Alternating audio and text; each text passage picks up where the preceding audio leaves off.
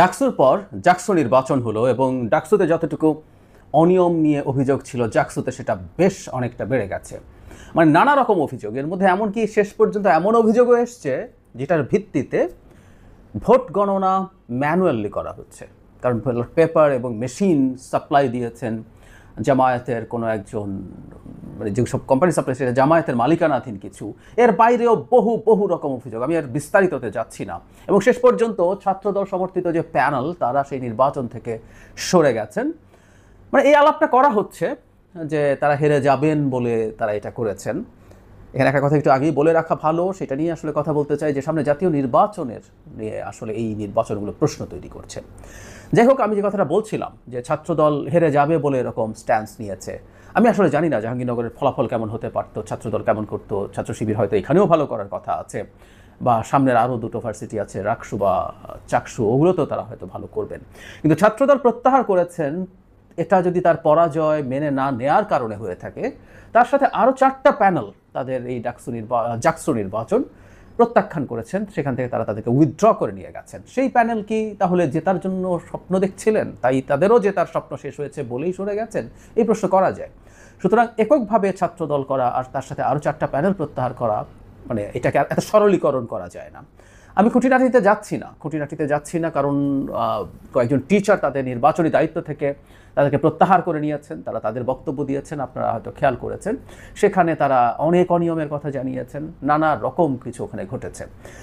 যাই হোক, যে কথাটা বলতে চেয়েছিলাম যে অন্তর্বর্তী সরকারের সময়ে এই নির্বাচনগুলো, এগুলো তো আসলে সেই অর্থে ক্ষমতার সাথে কোনোভাবে সম্পৃক্ত না। মানে অন্তত শর্ট টার্ম বা মিড টার্মে ছাত্র সংসদ নির্বাচনে যারা জিতবেন তাদের দেশে তাদের পলিটিক্যাল ইমেজের সুবিধা হবে, সেটা আরও ভালো হবে, সেটার ভিত্তিতে এটা সেটা তারা পেতে পারেন, করতে পারেন, এরকম কিছু ইস্যু হয়তো আছে। এটা নেই আমি বলছি না, এটাকে আমি উড়িয়েও দিচ্ছি না, কিন্তু শর্ট টার্মে কিছু না। কিন্তু সেই নির্বাচনকে ঘিরেই যে পরিস্থিতি হয়েছে, সেখানে সরকারকে এটা সামাল দিতে পারলো।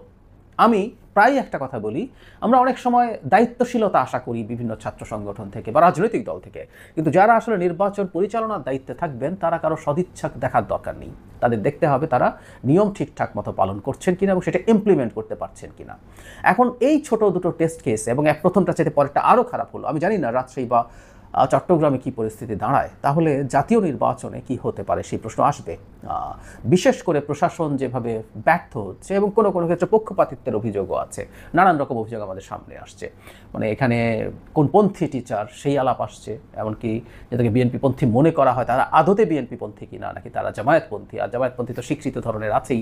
তো ভবিষ্যতেও আসলে আমাদের নির্বাচনী মাঠে সম্ভবত একই ধরনের ঘটনা ঘটার সম্ভাবনা আছে। কারণ যেসব নির্বাচনী কর্মকর্তা দায়িত্ব পালন করবেন তারা কারা, তাদের পলিটিক্যাল আইডেন্টিটি কি, বিশেষ করে যারা তাদের পলিটিক্যাল আইডেন্টিটি গোপন করে রাজনীতি করেন, যারা একটা প্রকাশ্য রাজনীতি আছে বা একটা গোপন রাজনীতিও আছে, অনেক ক্ষেত্রেই তাদেরকে ঠিক বুঝে ওঠা যাবে না। আমাদের নিশ্চয়ই মনে আছে ঢাকায় একজন নির্বাচনী কর্মকর্তা, ডাকসুর কথা বলছি, তিনি সিল মানে দুটো ভিপিজিএসের যে নাম আছে সেখানে মার্ক করা ব্যালট পেপার দিয়েছিলেন। যদিও সেটাকে ছাত্র শিবিরের যিনি জিএস ক্যান্ডিডেট ছিলেন তিনি বলছেন এটা বিএনপিপন্থী কর্মকর্তা এটা করেছেন জামায়াতের বদনাম করার জন্য বা শিবিরের বদনাম করার জন্য। এগুলো সরিয়ে রেখে আমরা এই আলাপ করছি, তাহলে নির্বাচনী মাঠে আসলে পরিস্থিতিটা কী দাঁড়াবে? আমার কাছে মনে হয় সরকারের খুবই সতর্ক হওয়ার সময় এসছে, সামনের দুটো নির্বাচন যাতে এই ধরনের, মানে আমি ছাত্র সংসদ নির্বাচনের কথা বলছি, রাকসু এবং চাকসু, সেই ক্ষেত্রে যাতে অত্যন্ত সতর্ক থাকেন এবং টাফভাবে নির্বাচন পরিচালনা করেন, যাতে এই ধরনের প্রশ্ন না ওঠে।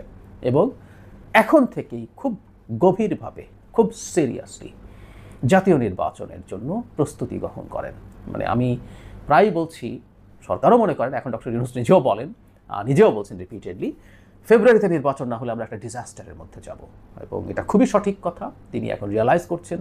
তার প্রেস সচিব প্রায় এসে তার বরাতে আমাদেরকে এই বক্তব্য দেন। তিনিও সরাসরি রাজনৈতিক দলগুলোর সাথে যখন কথা বলছেন তখনও একই ধরনের বক্তব্য দিয়েছেন, এবং প্রেস সচিবও এটাকে বারবার আন্ডারস্কোর করেন, বারবার আমাদের সামনে জোর দিয়ে বলে যান খুব জরুরি, সরকারের উচিত হবে এই ব্যাপারে সর্বোচ্চ প্রস্তুতি নেওয়া এবং যতটা সম্ভব সেনাবাহিনীকে ইনভলভ করে, অ্যাক্টিভ করে আগামী নির্বাচনের যে বিরাট একটা হার্ডল ডক্টর ইউনূসের সামনে আছে সেটা পার করার চেষ্টা করা।